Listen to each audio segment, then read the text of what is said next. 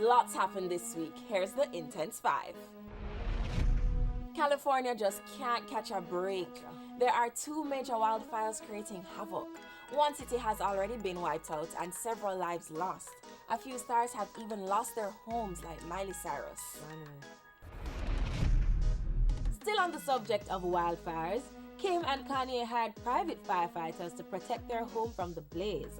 When you have money, it seems like anything is possible. Tracks and Records officially opened in London, and not only was Bolt there, but also Idris Elba. He passed through. Hey, sexiest man alive. Brazen daylight killings, why? This has got to stop. 2 in 1 week? Not good, Jamaica. Not good at all.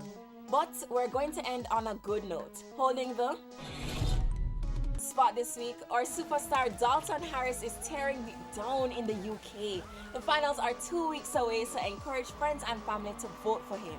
By the way, even Bounty and the Prime Minister are wishing Dalton luck.